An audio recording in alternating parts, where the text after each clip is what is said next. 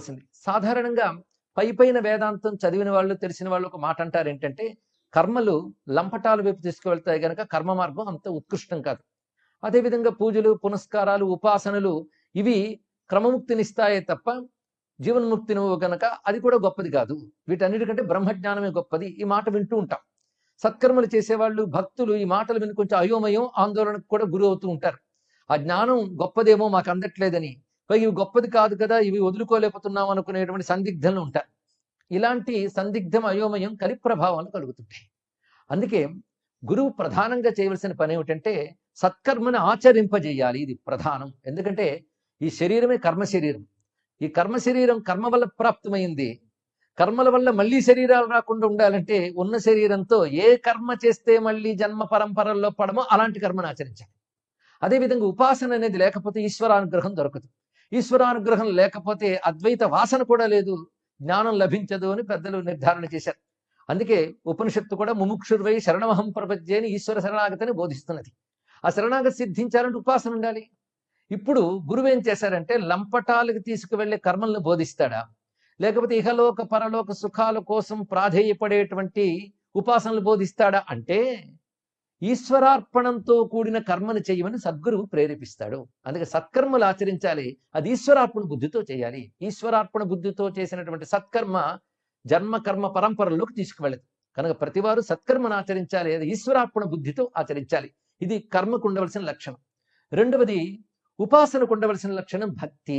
ఆ భక్తి కూడా శుద్ధమైనటువంటి ప్రేమ రూపమైనటువంటి పరాభక్తి కలగాలి. అది ఉపాసించే పరమేశ్వరుని మీరు ఏ రూపంతో ఉపాసించండి, అటువంటి భక్తి కలగాలి.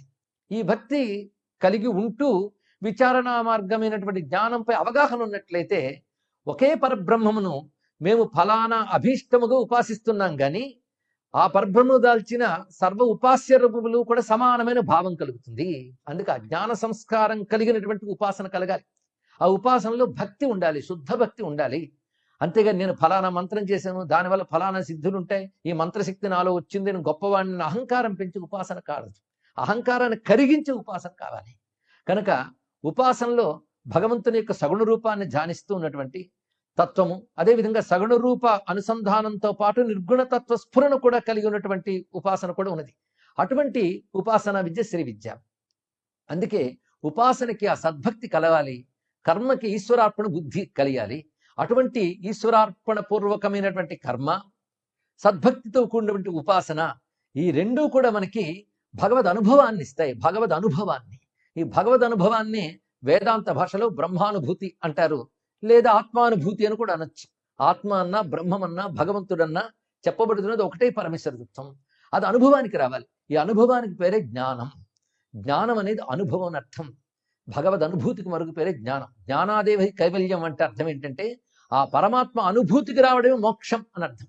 పరమాత్మ అనుభూతికి రావాలంటే ఆ పరమాత్మని, ఆ పరమేశ్వరుని ఉద్దేశించి అర్పణ బుద్ధితో కర్మ చేయాలి. ఆ పరమాత్మని ప్రేమ రూపకమైన చిత్తవృత్తితో, ఆర్ద్రమైనటువంటి చిత్తంతో ఉపాసించాలి.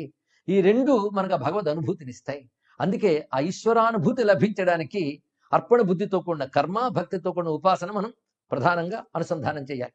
ఇది మనం తెలుసుకుని జీవితాన్ని ఆ విధంగా తీర్చిదిద్దుకోవాలి.